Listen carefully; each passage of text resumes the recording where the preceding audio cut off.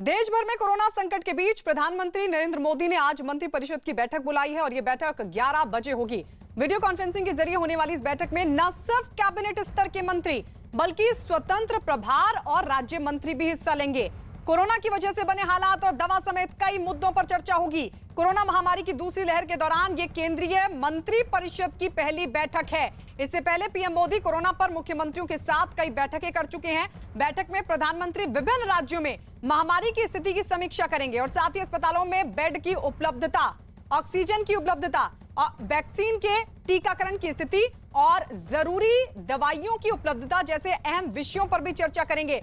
सूत्रों के मुताबिक इस बैठक में 18 से 45 साल के लोगों के लिए शुरू हो रहे टीकाकरण अभियान को लेकर भी चर्चा हो सकती है। पिछले एक सप्ताह से प्रधानमंत्री लगभग हर दिन सरकार के वरिष्ठ अधिकारियों, डॉक्टरों और वैज्ञानिकों के साथ बैठक कर महामारी से निपटने की तैयारियों की समीक्षा और उठाए जाने वाले कदमों पर चर्चा लगातार कर रहे हैं। और इसकी शुरुआत उन्होंने 10 राज्यों के मुख्यमंत्रियों के साथ बैठक के साथ की थी और अब मंत्रिपरिषद की बैठक, राज्य मंत्री, स्वतंत्र प्रभार वाले मंत्री और केंद्रीय मंत्री यानी पूरी मंत्रिपरिषद की बैठक प्रधानमंत्री मोदी की तरफ से 11 बजे बैठक शुरू होने वाली है। और इस वक्त हमारे साथ हमारे सभी सहयोगी जुड़ चुके हैं। अमित पांडे दिल्ली से हमारे साथ लाइव है, आनंद तिवारी भी दिल्ली में मौजूद है, विवेक गुप्ता मुंबई से हमारे साथ जुड़ चुके हैं। सबसे पहले अमित पांडे आपके पास आते हुए, क्योंकि कैबिनेट स्तर के मंत्री, स्वतंत्र प्रभार राज्य मंत्री भी सभी के साथ प्रधानमंत्री नरेंद्र मोदी की बैठक होने वाली है, क्या जानकारी मिल पा रही है और कितनी महत्वपूर्ण ये बैठक?